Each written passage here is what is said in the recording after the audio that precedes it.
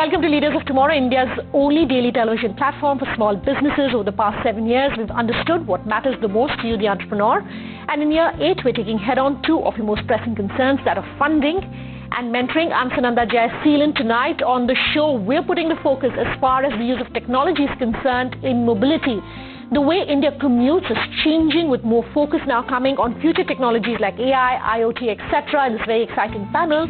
I caught up with experts in the space, including Droom, Facebook, Bain, as well as entrepreneurs, to understand what are the specific opportunities for entrepreneurs when it comes to use of technology in the mobility space, to understand whether Tier 2 and Tier 3 markets are keeping pace with what's happening in urban India, as well as what some of the biggest challenges are right now. Take a listen.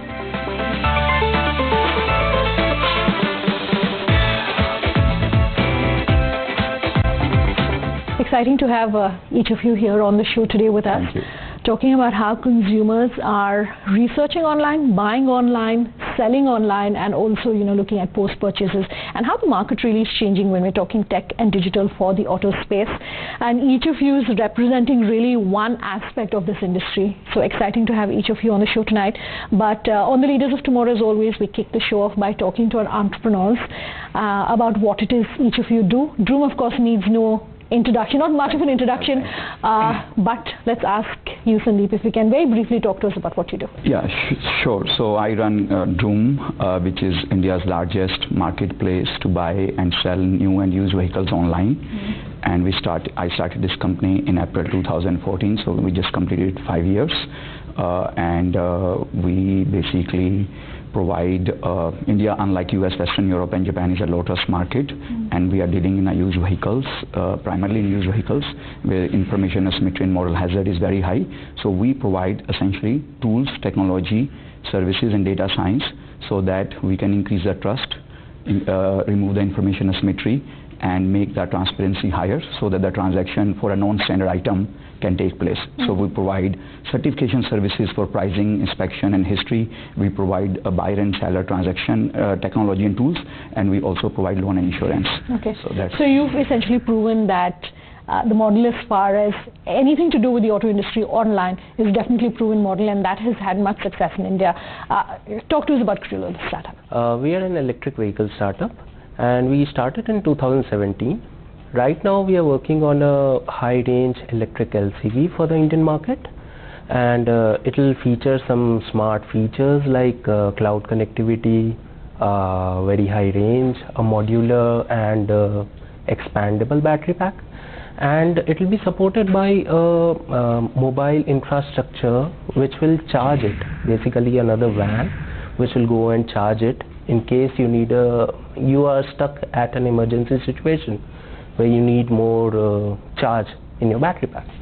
So currently we are in the prototype phase right now, but we hope to launch it within the next couple of years. Okay, so you're saying mobile, we've been talking about technology and digital, and that really is my next question. This is open to all of you on the panel, but Prasenjit and Deepak, maybe I can come to the two of you first and talk about how Indians are increasingly now depending on technology, depending on social and digital to do their research, to make their purchases online. How is the market really changing, and how are consumers and how are then companies changing? Very briefly, let's get opening comments from the two. Sure. I think we're seeing a marked change in the way people are behaving, and over the last 2 years with the telecom revolution that's happened and data prices going only southwards, I think connectivity has become something that's across the country. So in the auto space, we're seeing far more research happening online in the pre-purchase stage. Almost 70% to 80% people are now researching online before they buy. But I think the other interesting part is the post-purchase piece, where people are very open to look at that as an option also online. So that's a bit of an opening comment on how we're looking at seeing this change, and people like Droom and other partners that we work with are only harnessing this very well. Okay, was it so crucial for you at Facebook to have, a vertical really where you're really looking at this market to say that this is definitely going to boom? Certainly, because the automobile sector has always been the bellwether, the big one behind for any country. And I think the fact that the sector is now moving ahead and harnessing digital so well is something we are partnering with them. They were a little slow to start initially, but now we're seeing, and there's some automobile OEMs who are spending up to 30% of their money on digital, which is very encouraging. And we are very proud to partner with them over the last 3 years working this, building this together. Fantastic. I would agree with all the comments. So there is a lot of impact happening in the automobile sector through digital, and that is not restricted just to the front part of the value chain that is consumer oriented, but almost every bit of value chain is getting impacted in a big way by digital. So consumer, of course, is at the forefront. As Prasenjit already said, almost 70% of the research is happening online even before a consumer is visiting the dealer shop, and 50% of the decisions related to the brand and model of the vehicle is already made. So the role of dealer is going down and consumer is becoming more and more aware. But at the same time, if you look at it from OEM's perspective, the whole profit pool is changing because of so many disruptions happening across the value chain. Okay, how are Indians perhaps different when it comes to our global peers, when it comes to using technology in the auto space? Most industries that have anything to do with digital tell us that it's much easier in India, given that we have such a young population, to bring technology and digital into any industry in India. How perhaps is it working out in the auto space? How are we different or similar maybe to our neighboring countries? This is open to all of you. So I think, as you said, I think India has a median age of 26, almost 1 billion mobile phones, and also some of the world's best technologists came from this country. So adoption of technology actually obviously comes to us naturally. Sure. And given that earlier income level was a hurdle, you could not buy a laptop which was 40,000 rupees or a desktop or something which was more expensive. Now you can have a 3,000 rupees Android phone with a very cheap, and the recent study says that the data plan in India is the lowest for any country in the world. So connecting, so adoption of technology is very, very easy.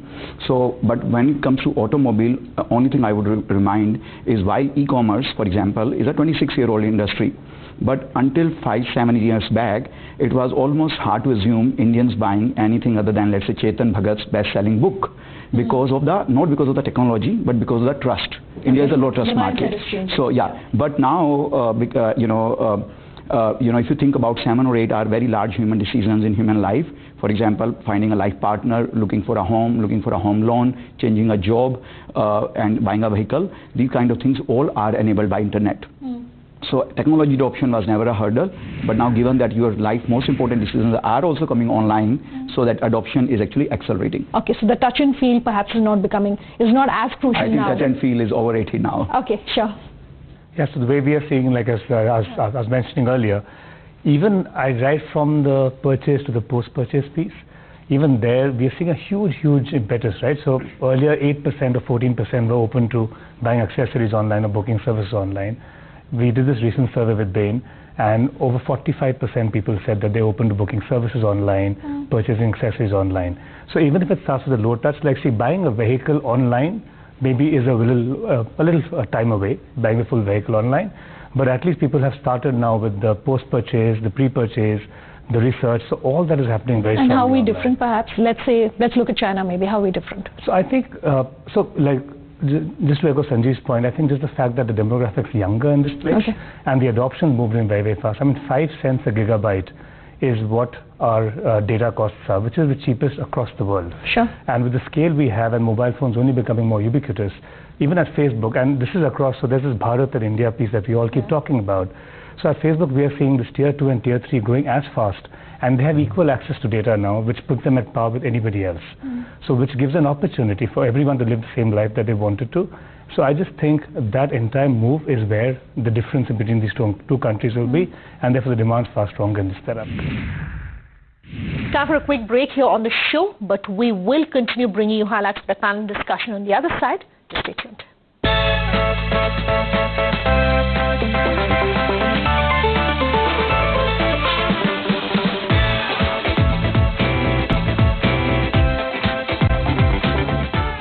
Welcome back to us here on Leaders of Tomorrow tonight, bringing you highlights of a panel discussion on the future of mobility in India. What are the opportunities for you, the entrepreneur?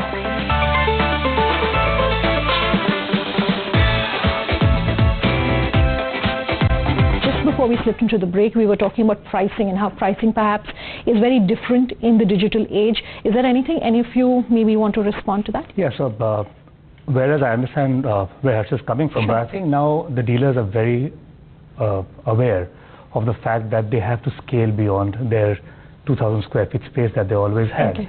And I think online has now given them that scale. See, because India has always been about ambition. And I just think the way online and ambition match together in this country is beautiful, and the internet enables it. So we just tied up with a large OEM and partnered with all the dealers across the country to enable them to directly advertise on Facebook and actually generate leads for their new cars. And the appetite's only growing. They're very keen to learn about this. We've also created models for tier 2 and tier 3 towns, because you asked that question earlier. So the dealers are very aware, and this is across. It's not only an urban phenomenon, not a top metro phenomenon yet. It's all over the place. So I think we're seeing that happen more and more. And so I would actually, in a way, beg to disagree from that perspective, and actually add on to that, saying I think the dealer community is even more open to this now, and we only see this aggressively growing.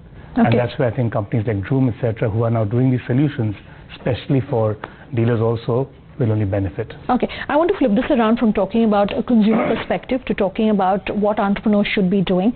And the first thing is, as far as investments are concerned, where are businesses like yourselves investing when it comes to the digital space as far as auto is concerned? What perhaps are the trends we should be looking at? I do know VR, for instance, and we were talking about this earlier, perhaps is going to become the next big thing when it comes to the auto industry as well. Very quickly, one or two things that you would want for our entrepreneurs to know. Yeah, so that's a great question. If you think about it, from the time Henry Ford invented assembly lines, cars have become really advanced. Dubai this year will be launching a flying taxi. We are talking about driverless car. We are talking about connected cars with IoT, right? But the buying and selling experience in a 21st century remains the 19th century experience. And that's where technology plays a role, honestly, and that's where we are betting all our bets. So we have invested very heavily on data science and artificial intelligence. For example, when you are buying a 1 liter diesel, you know the price. When you are buying a stock of Facebook or ACC, you know the price. But what about when you are buying Maruti Suzuki Swift Desire 2016 white color 70,000 kilometer? You don't know the price. Except for you, perhaps. See,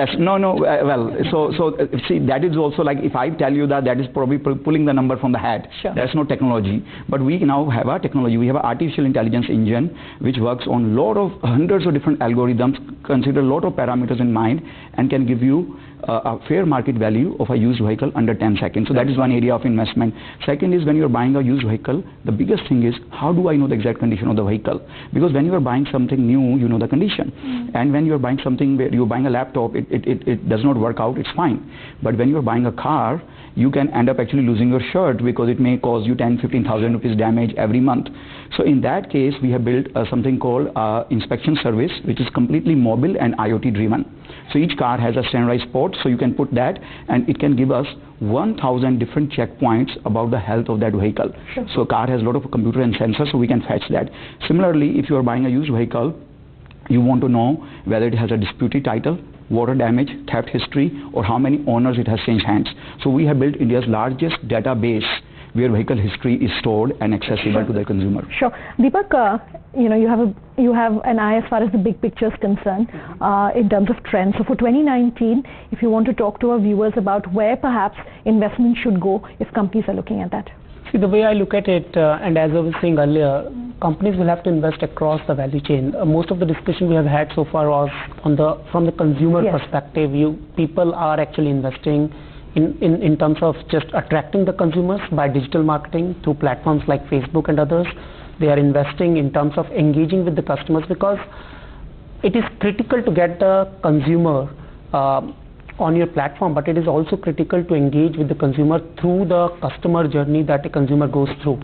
And if you think of it in terms of a car buyer, the journey starts when the consumer makes that decision to buy the car, but also once he retains the cars and uses it, there's so many other points at which he needs an engagement with the company, or the company needs an engagement with the consumer. Like what? Like what are those emerging areas? So for instance, when the car comes for servicing, and as he or she is using the car, just monitoring the health of the car and proactively sending notifications to the consumer when the car needs a change in brake oil or engine oil or whatever else. Even in terms of buying the spares, in terms of buying insurance every year, in terms of let's say making any modifications to the car in future, so on. So a consumer on an average will keep the car for at least 5 years, 7 years, and there are hundreds of touch points through which the company can stay in touch with the consumer. So far I don't see OEMs investing in a platform which can provide all those touch points, automate them, and then use all of that data and information to keep the consumer not for his or her first car, but through that journey and probably for the future cars as well. Okay. So that is not happening. So that is the second part. The third part is the supply chain. Like if you look at the back end of the OEMs, the manufacturing and the supply chain, in the last 12 months itself, I have spoken to so many companies, be it the OEMs or even auto component players, who are willing to invest now in the back end on the technology and digital to make their operations a lot more efficient. So I would say this is how we should look at it. The fourth area which is seeing is mobility, which we haven't talked about in a big way, where now you can see most of the OEMs globally are actually willing to partner with the mobility players, because one thing they have already seen is the profit pool of this industry is shrinking. The way they used to make money by selling vehicles, they are not going to make money the same way in future. So they will have to expand beyond their boundary lines and start partnering with the mobility players, like the way BMW has launched their mobility services and Daimler has created a separate vertical on the mobility side. So these are the 3 or 4 big areas of investment I can see happening in coming years. Okay, I want to just pick up on that and ask all 4 of you to comment on what large businesses, which perhaps are in some sort of a disadvantage when it comes to the way disruption has happened as far as technology is concerned. For an entrepreneur who's launched in this space, is doing some exciting, fantastic work. For a large business watching this interview, maybe to say, how do they keep pace with the changes that are happening? Do you necessarily collaborate? What should you be doing? I think the way I see this moving forward, I think there'll be a lot of collaboration happening. So I don't think it'll be really competition, it'll be more collaboration. Sure. So you'll have large businesses doing 2 things. One is collaborating with the startups, the startup ecosystem. 2, they'll also be building incubation units within their setups, which we're already seeing happening in a bunch of OEMs, with a separate agenda completely, not governed by the mainline agenda. But that's where it goes wrong completely if it gets done. So those are 2 trends we are seeing. But I think it's only an opportunity for both the businesses. And we've seen this not only in the auto industry, across financial services, e-commerce, retail, the works where they are embracing this, because it's only another way of scaling a business in a far more strong exponential way. So we see that partnership. So competition versus collaboration is, I think, the theme that I would see picking up. Very quickly, closing comments from you, Prasenjit, to talk about the entire funnel as far as the value add to consumers and companies. There are multiple steps at which companies and businesses like yourself can be involved in. So I mean, we'd love to see auto OEMs and the auto industry embrace digital, not as a marketing channel, but as a business prerogative. But I think that's super critical, because that's how the businesses are moving in. So look at it across the marketing funnel, right from creating awareness to consideration to purchase. Go beyond that also, which is the service piece we spoke about in detail, build loyalty. That's just not it. And also keep a relationship with the customer. So I think use it end to end. So we are seeing now some OEMs moving that direction, but I'd love to see this become a more widespread kind of phenomenon, because this is the way the future is. In fact, this is the way the present is. And it's only going to go faster and faster. And the sooner they come on board, and we are there to partner with them, the better it is. Okay, including dealers that Deepak was talking about. I think the entire ecosystem, I think, should just get on there, because that's the way it is going to be, and it'll only work for them in a better way. Sure. Great. I would just endorse that view. I think one thing is sure, that digital will change the landscape of auto industry in the coming years. And as we talked about, across the value chain, not restricting to just the front end of the value chain, impacting suppliers, consumers, partners, and of course OEMs in the process. So I think I can see a lot of changes happening in the industry in coming years. Okay, and that's always good news, gentlemen. Thank you so much for your time. Sure. Thank you. Thanks.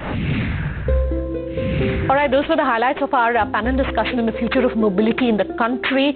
Our contact details will come up in just a moment, so if you have any feedback on that format, do let us know. As we're winding down today's conversation, though, I want to talk about the fact that we here at the Leaders of Tomorrow have been India's largest entrepreneurship platform over the past many years, bringing to you the most innovative stories of startups and small businesses all over the country. This year, we're very excited to bring you an in-depth fact capsule in association with our knowledge partner ODUP, the most trusted platform when it comes to analyzing not just geographical market and industrial trends, but also providing in-depth insights as far as startups are concerned, their trends, as well as the future evaluation. This weekly capsule will capture all the information that you need to know about the top 5 startups in the country right now, who the biggest investors are, in which geography of the country, which sectors are the most interesting when it comes to where the money is going, what startup growth looks like in various cities, and a weekly snapshot of all the startup action that you need to know. This week, to kick off the action, we're bringing to you the ODUP India 100 Index, which covers the largest companies based on their benchmark valuation, a proprietary metric presented to you by ODUP, offering a comprehensive outlook on the startup market in the country. The ODUP India 100 is a market capitalization weighted method based on the benchmark valuations of the companies in the index.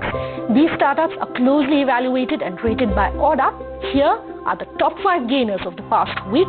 This data is plotted as of October 16th, 2019. Take a look.